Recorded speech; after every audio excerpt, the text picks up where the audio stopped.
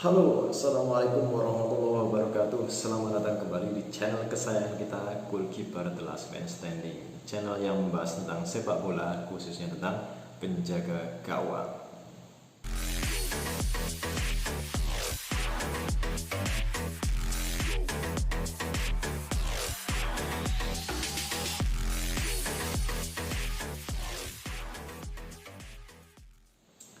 Oke, di episode kali ini sedikit berbeda. Kita tidak berada di lapangan karena tema kita pada siang hari ini adalah ngobrol kiper.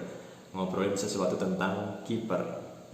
Hal yang mau kita obrolkan pada siang hari ini adalah situasi one on one. Situasi yang pasti setiap kiper pernah mengalaminya, dan situasi ini adalah situasi yang menegangkan bagi seorang kiper. Saya pun mengalaminya. Kadang saya juga save, kadang pula saya kebobolan. Tapi it's okay karena ini bukan situasi yang mudah bagi setiap kiper.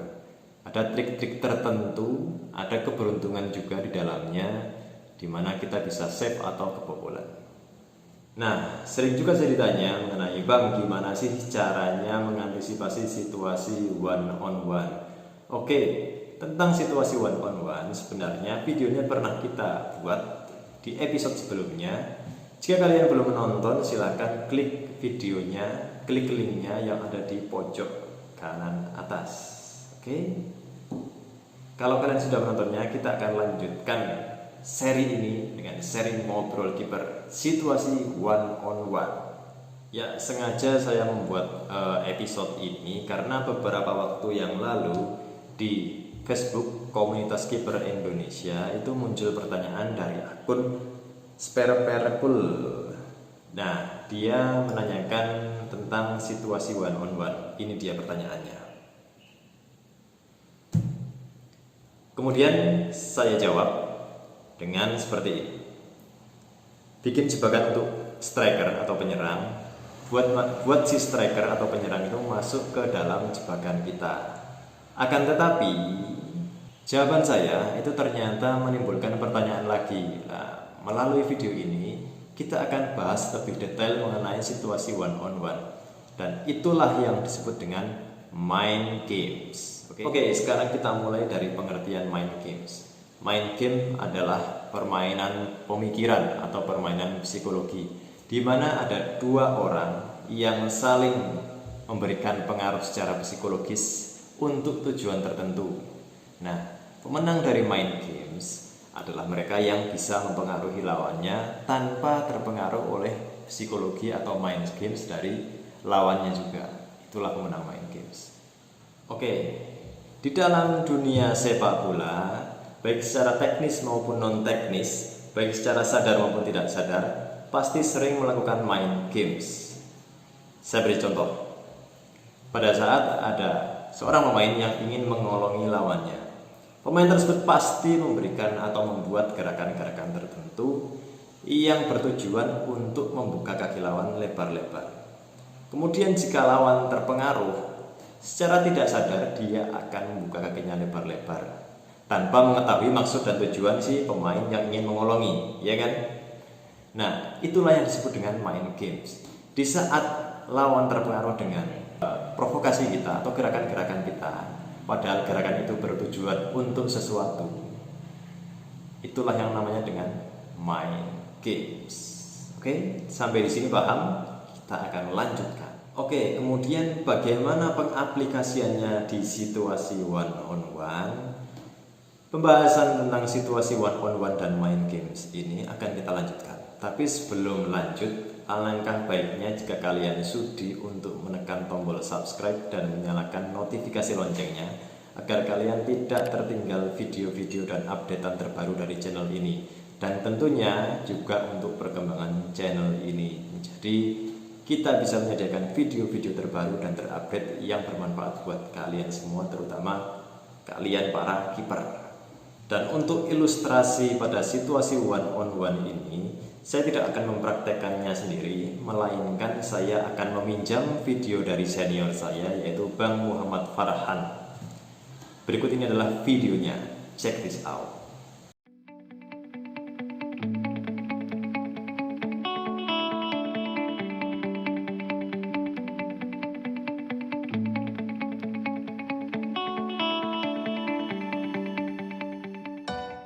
Oke, sebelum kita bahas lebih detail lagi video barusan, di sini perlu kalian tahu bahwa di situasi one on one, penjaga gawang diuntungkan secara psikologis. Karena apa? Karena di sini beban psikologis pada situasi tersebut ada pada striker. Haram hukumnya pada situasi one on one, striker gagal mencetak gol akan sangat banyak cibiran menanti dia dan akan sangat banyak bulian di grup WA-nya nantinya. Jika pada situasi ini dia gagal untuk mencetak gol. Akan tetapi untuk kiper, jika dia kebobolan pada situasi ini akan sangat dimaklumi karena situasi ini adalah situasi sulit di mana dia sendirian mengawal gawang yang lumayan besar dan itu akan sangat dimaklumi jika kiper kebobolan pada situasi ini. Akan tetapi bukan seperti itu jiwa seorang kiper.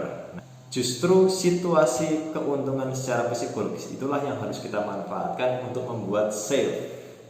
Oke, karena di sini kita akan ajarkan bahwa kita ini bukan kiper pecundang, tapi di sini adalah kiper pemenang. Oke, sekarang kita akan jelaskan apa itu main games dalam situasi one on one. Di komentar saya kemarin adalah bagaimana caranya membuat jebakan buat penyerang dan buat penyerang itu masuk ke dalam jebakan kita atau perangkap kita. Kita akan breakdown melalui video ini. Jika kalian sudah berada pada situasi one on one, yang kalian lakukan adalah pertama, tutup semua sudut tembak si penyerang. Berdirilah di titik di mana semua sudut tembak itu bisa tercover oleh posisi berdiri kita atau positioning kita. Jadi bola jauh bisa kita cover oleh jangkauan kita, bola dekat bisa kita cover oleh badan kita. Jangan terlalu maju, tapi yang penting adalah bagaimana kita memposisikan diri untuk menutup semua kemungkinan sudut tembak. Kemudian apa yang terjadi ketika kita sudah berdiri pada posisi di mana semua sudut tembak striker atau penyerang sudah kita cover? Kemungkinannya hanya ada dua. Yang pertama adalah si penyerang atau striker itu memaksakan melepaskan shooting. Dan yang kedua, si striker atau si penyerang memaksa untuk lebih dorong lagi, lebih mendekat lagi ke gawang. Itulah yang dimaksud dengan jebakan yang saya maksud dalam komentar. Jadi kita bikin si penyerang atau si striker itu hanya mempunyai dua opsi. Opsi langsung shooting atau opsi untuk lebih mendekat lagi. Padahal dua opsi tersebut adalah keuntungan buat kita. Kenapa? Karena jika striker memaksakan shooting sementara jarak masih agak jauh, itu lebih mudah kita antisipasi. Kuncinya adalah kita stay pada posisi, sudah pada positioning dan siap mengantisipasi bola shooting. Karena jarak yang masih jauh memberikan kita kesempatan untuk refleks mengantisipasi bola shooting yang datang. Yang kedua, jika si striker atau si penyerang itu masih memaksakan untuk mendorong lagi lebih dekat ke gawang, artinya adalah sudut semakin sempit, sudut tembak semakin sempit. Karena apa? Karena semakin dekat dengan kiper, sudut tembak otomatis akan menjadi sempit. Gawang akan terlihat lebarnya tidak akan lebih lebar daripada badan kiper. Dengan jarak yang semakin dekat dengan striker, kita bisa blok tendangan mereka menggunakan teknik knee drop atau teknik-teknik yang lain, tergantung kalian. Kalau saya biasanya pakai knee drop. Di videonya Bang Farhan tadi, Bang Farhan berhasil menjebak penyerang untuk berada pada situasi pertama, yaitu melepaskan tembakan sementara jarak syutingnya itu masih pada jarak antisipasi. Jadi Bang Farhan dengan mudah untuk mengantisipasi bola yang datang atau syutingan yang datang pada jarak-jarak tersebut di situasi one on one. Kelihatan mudah bukan? Akan tetapi prakteknya tidak semudah itu. Ada beberapa hal yang perlu kalian perhatikan pada situasi ini. Yang pertama adalah ketika situasi sudah mulai one on one, kalian sudah harus set mind kalian atau bersiap menghadapi dua kemungkinan tersebut. Dan itu kalian lakukan dalam waktu sepersekian detik. Jangan sampai kalian lengah karena kebanyakan berpikir. Nah, ketika kalian sudah set mind kalian dalam waktu sepersekian detik tersebut, nah disitulah baru main games dimulai. Yang kedua yang perlu kalian perhatikan adalah jangan sampai kita masuk pada main games lawan.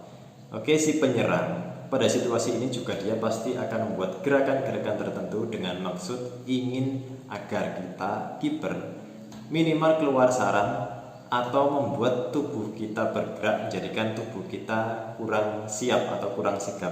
Nah, di situasi itulah kita akan dipecundangi. Nah, inilah yang perlu kalian perhatikan. Jadi jangan sampai kita masuk ke dalam main games lawan. Usahakan kita tetap pada main games kita, fokus pada main games kita. Biarkan si penyerang atau si lawan masuk pada perangkap kita, jangan kita yang masuk ke perangkap mereka.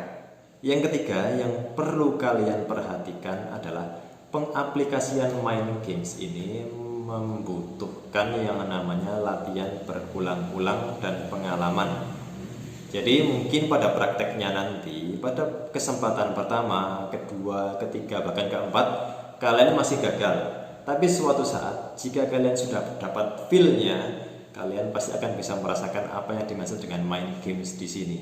Saya sendiri pernah gagal, pernah masuk dalam jebakan main game striker, dan inilah videonya.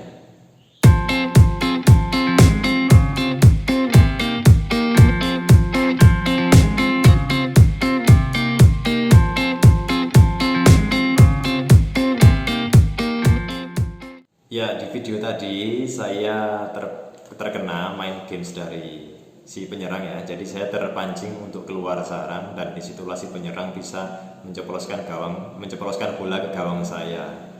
Ya tapi nggak apa-apa, itulah yang namanya pengalaman. Dari situ saya menjadi punya formula bagaimana menghadapi situasi one on one di match-match berikutnya. Dan disitulah saya bisa berbagi tips ini dengan kalian. Oke, itu dulu pembahasan kita mengenai main games di situasi one on one. Semoga video ini bisa membantu kalian untuk meningkatkan performa kalian di lapangan. Oke, jika kalian suka video ini, jangan lupa tekan tombol like-nya. Jika kalian dirasa video ini bermanfaat, silahkan share ke teman kalian. Oke, jangan lupa subscribe, jangan lupa nyalakan notifikasi loncengnya agar kalian tidak tertinggal video-video terupdate dan tips-tips terupdate dari channel ini. Oke, sampai jumpa di lain kesempatan. Salam goalkeeper The Last Man Standing.